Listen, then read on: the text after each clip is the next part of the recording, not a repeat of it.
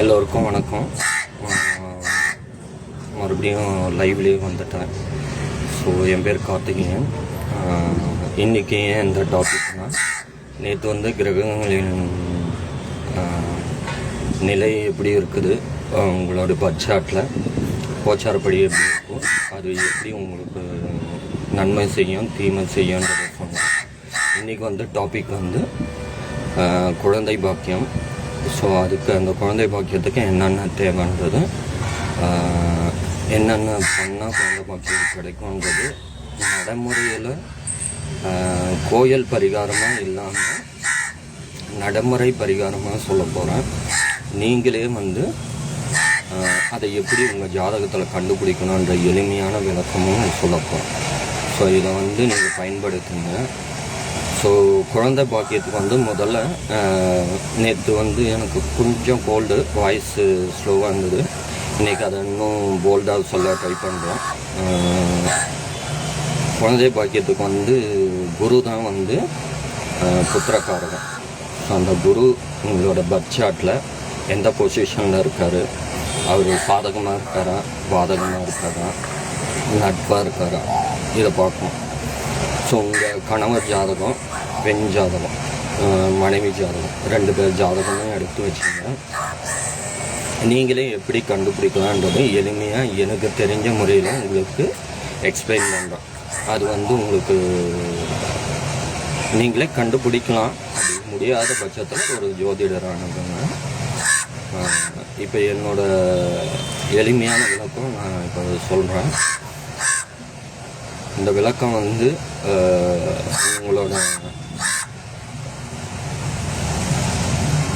உங்கள் ஜாதகத்துலேருந்து லக்கணம், எல்லா 12 லக்கணத்தில் எந்த லக்கணமானாலும் இருக்கலாம். அந்த லக்கணத்துலேருந்து 5ஆம் இடம்னா பூர்வ புண்ணியம். பூர்வ புண்ணிய ஸ்தானம் வந்து 5ஆம் இடம். அதை குரு பார்க்குறாரான்னு ஃபஸ்ட்டு பார்க்கணும் ஆண் ஜாதகத்தில். அந்த 5ஆம் இடத்துல ஆண் கிரகம் இருக்கா பெண் கிரகம் இருக்கான்னு பார்க்கணும் ஆண் ஜாதகத்தில். 5ஆம் இடம் தான் வந்து குழந்தை பாக்கியத்தை நிர்ணயிக்கிறது. அது குழந்தை பாக்கியம் இருக்கான்றது ஆண் ஜாதகத்தில் கண்டுபிடிக்கலாம். பெண் ஜாதகம், அதாவது மனைவியோட ஜாதகத்தை எடுத்துட்டு 5ஆவது பாவகத்தில் வந்து என்னென்ன கிரகங்கள் இருக்குதுன்னு கண்டுபிடிக்கணும். ஃபார் எக்ஸாம்பிள், இப்போ பெண் ஜாதகத்தில் வந்து தனுசு லக்னம்னு வச்சுங்க. 5ஆவது இடம் மேஷம். அந்த மேஷத்தில் என்னென்ன கிரகங்கள் இருக்குது அது நீங்கள் செக் பண்ணுங்கள். அந்த கிரகங்கள் தான் வந்து உங்களுக்கு எத்தனை குழந்தை பாக்கியம் இருக்குது அப்படின்னு கண்டுபிடிக்கிறதுக்கான வழி. உங்கள் ஜாதகத்தில் நீங்களே தெரிஞ்சுக்கலாம். குழந்தை பாக்கியம் இருக்கான்றதுக்கு வந்து நீங்கள் வந்து ஆண் ஜாதகத்தை பார்த்து தெரிஞ்சுக்கலாம். ஸோ இப்போ அந்த 5ஆவது பிளேஸ் வந்து காலியாக இருக்குன்னா அந்த இடத்துக்கான அதிபதி யாருன்னு பாருங்கள். இப்போது ஒரு ஜாதகம் சொன்னோம் இல்லையா, தனுசு லக்னம்னா மேஷம். மேஷத்தில் வந்து இப்போ கிரகங்கள் இருக்குது. சூரியன் இருக்குன்னா ஆண் கிரகம், சந்திரன் இருக்குன்னா ஆண் கிரகம், செவ்வாய் இருக்குன்னா ஆண் கிரகம், சனி வந்து 70% ஆண் கிரகம். அது எந்த வீட்டில் இருக்கோ அதை பொறுத்து ஆண் கிரகம் பிறக்கும்.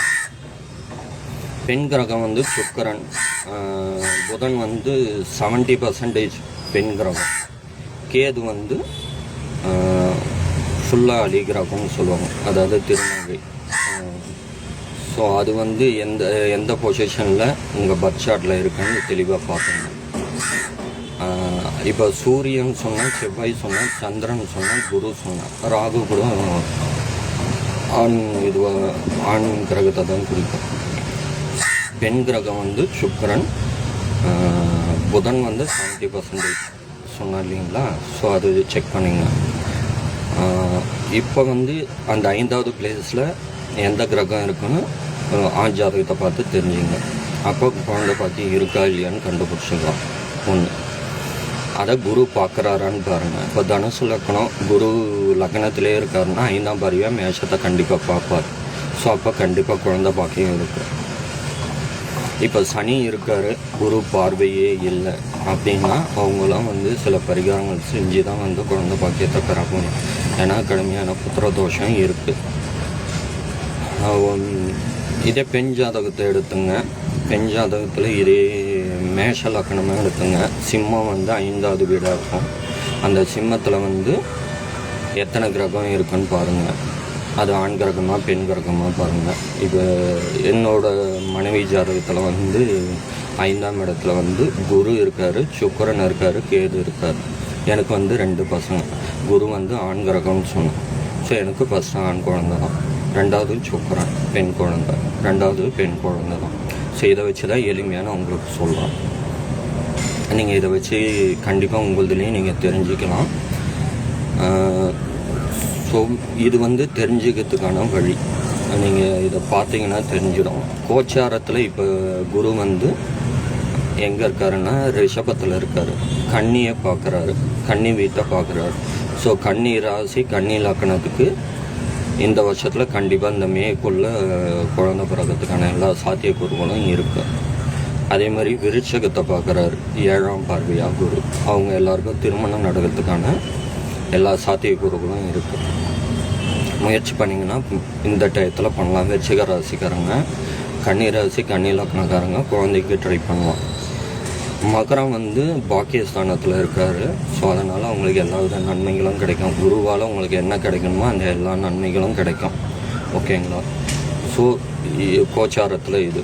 இப்போ நீங்கள் உங்கள் பிறப்பு ஜாதகத்தை எடுத்துகிட்டு நான் சொன்ன இதுவெல்லாம் செக் பண்ணி நீங்களே பாருங்கள். பார்த்துட்டு குரு பார்வை இருக்கான்னு மெயினாக பாருங்கள். குரு இருக்கிற பொசிஷன்லேருந்து 5, 7, 9 பார்ப்பார் உங்கள் பர்த் சார்ட்டில். அந்த 5, 7, 9ல் என்ன பொசிஷனில் யார் யார் இருக்காங்க. குருவுக்கு வந்து லக்னம் வந்து குருவோட நட்பு கிரகமானு பாருங்கள், பகை கிரகமானு பாருங்கள். இப்போ குரு அணி, சுக்கிரன் அணின்னு இருக்குது. ஸோ சுக்கிரன் அணியில் இருக்காருன்னா குரு கொஞ்சம் நன்மையை பொறுமையாக தான் எடுத்து செய்வார், இல்லை செய்யாமல் கூட விடலாம். இதே குருவோட அணியிலே இருக்கிறவங்க சூரியன், சந்திரன், செவ்வாய், இவங்க சனி, இவங்களாம் வந்து நட்பு கிரகம். அதனால் அந்த லக்கணம் ராசிகரங்களும் கண்டிப்பாக இன்றைக்கி, அதாவது இந்த வருஷத்தில் இல்லை உங்கள் ஜாதகத்தை பிரகாரம் குழந்தை பாக்கியம் கண்டிப்பாக கிடைக்கும். அது நீங்கள் செக் பண்ணுங்கள். தெரியாத பட்சத்தில் கமெண்ட்ஸில் என்னோடய மொபைல் நம்பர் கொடுக்குறேன், என்னை ரீச் அவுட் பண்ணி அதை தெளிவுபடுத்திங்க. நான் ஒன்றும் அதிக கட்டணம்லாம் கேட்க போகிறதில்ல. வெறும் 11 ரூபா தான் உங்கள் கிட்டேருந்து வாங்க போகிறேன். ஸோ அந்த 11 ரூபா கூட உங்களால் கொடுக்க முடியாத பட்சத்தில் நீங்கள் அதை கோவில் உண்டியில் போட்டிங்கனாலும் அது என்ன சேர்ந்துடும், அதை நீங்கள் பிரபஞ்சத்துக்கு போயிடும். ஸோ அதுவும் முடியாத பட்சத்தில் 1 ரூபாவாவது போட்டுருங்க. ஸோ இது வந்து ஃப்ரீயாக பார்க்கக்கூடாதுன்றதுக்காக இந்த கட்டணம், வேறு ஒன்றும். அதுக்கப்புறம் நான் சொல்கிற எளிமையான பரிகாரம் உங்களுக்கு பலிச்சதுன்னா, அதனால் நீங்கள் நன்மை அடைஞ்சிங்கன்னா என்னோடய நம்பரை நீங்கள் ரீச் அவுட் பண்ணுங்கள். அந்த நம்பர் பிரகாரம் அந்த பலன் அடைஞ்சதுனால உங்களுக்கு எவ்வளோ உங்களால் பண்ண முடியுமோ அதை உங்கள்கிட்ட இருந்து நான் தட்சணையாக பெற்று அதன் மூலம் சில நன்மைகள் செய்யணும். அது என்னோடய தனிப்பட்ட இது. அது என்னென்ன நன்மைகள்ன்றது அப்புறம் பார்க்கலாம். அது இப்போ தேவையில்லாத டாபிக்.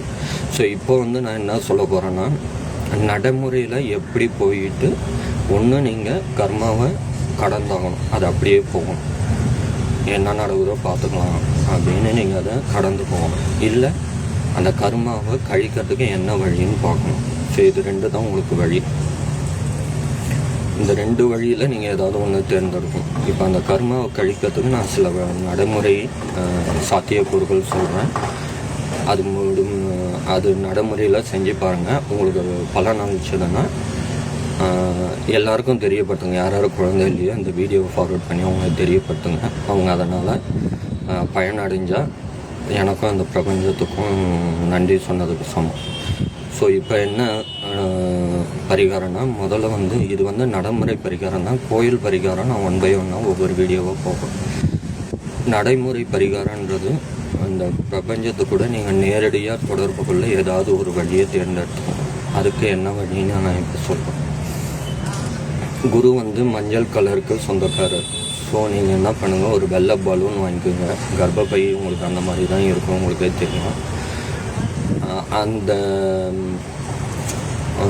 வெள்ளை பலூனில் ஊதிட்டு கணவன் மனைவி நீங்கள் 2 பேரும் உங்கள் சங்கல்பத்தை வைங்க.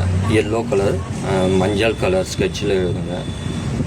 எழுதிட்டு அதாவது எனக்கு குழந்தை பாக்கியம் வேணும், அதுக்காக சங்கல்பம் வைக்கிறேன், அதுக்காக இப்போவே பிரபஞ்சத்துக்கு நன்றி சொல்கிறேன். ஸோ விரைவில் எங்கள் வீட்டில் வந்து குழந்தை பாக்கியம் கிடைக்க உங்கள் அருள் வேணும்னு வேண்டிக்கும். உங்களுக்கு எப்படி தோணுதோ அந்த பிரகாரம் எழுதிட்டு அந்த பலூன் கணவன் மனைவி 2 பேரும் சேர்ந்து பிரபஞ்சத்துக்கிட்ட வேண்டிக்கிட்டு அதை பறக்க விடுங்க. அதை நேரடியாக பிரபஞ்சத்துக்கிட்ட சென்றடையும். டெய்லி பண்ணுங்கள். வசதி இருக்கிறவங்க பலூன் தானே, 20 ரூபா பலூன் வாங்கினா 10 பலூன் வரும்னு நினைக்கிறேன். பெரிய பலூன் வாங்கி உங்கள் சங்கல்பத்தை வைங்க. இல்லை அட்லீஸ்ட் வியாழக்கிழமையாவது செய்யுங்க. வியாழக்கிழமை 6 to 7, 1 to 2, இல்லைன்னா வந்து 8 to 9. ஸோ இந்த டயத்தில் நீங்கள் செய்யலாம். 2வது வந்து ஒரு சுத்தமான நீர் எடுத்துங்க. அதாவது தண்ணி குளுமையாக இருக்கணும், சுட வச்சா அந்த மாதிரி தண்ணிலாம் எடுத்துக்காதீங்க. சுத்தமான தண்ணி, பூமியிலேருந்து வர தண்ணியை எடுத்துகிட்டு ஒரு கண்ணாடி கிளாஸோ இல்லை நார்மல் கிளாஸோ ஏதோ ஒரு கிளாஸில் எடுத்துக்கிட்டு உங்கள் சங்கல்பத்தை இதே மாதிரியே வைங்க. பிரபஞ்சத்துக்கிட்ட கோரிக்கை வைங்க. கோரிக்கை வச்சுட்டு நீங்கள் வந்து அந்த தண்ணியை ஏதாவது ஒரு செடிக்கு ஊற்றிடுங்க. அது நேரடியாக பிரபஞ்சத்துக்கிட்ட சென்றடையும். எது செஞ்சாலும் நம்பிக்கையோடு செய்யுங்க. ஓகேங்களா? இதை ரெகுலராக பண்ணுங்கள். கணவன் மனைவி 2 பேரும் சேர்ந்து பண்ணிங்கன்னா ரொம்ப எஃபெக்டிவாக இருக்கும். அப்படி 2 பேரும் செய்ய முடியாத பட்சத்தில் மனைவி செய்யுங்க, இல்லை கணவன் செய்யுங்க, தப்பு கிடையாது. இப்போ வந்து கம்மிங் டு த பரிகாரம். இப்போ நீங்கள் என்ன பண்ணுறீங்கன்னா, நீங்கள் எந்தெந்த ஊரில் இருக்கீங்களோ உங்களுக்கு அருகாமையில் உள்ள ஏதாவது குழந்தை, அதான் பேபி வார்டுன்னு சொல்லுவாங்க இல்லையா.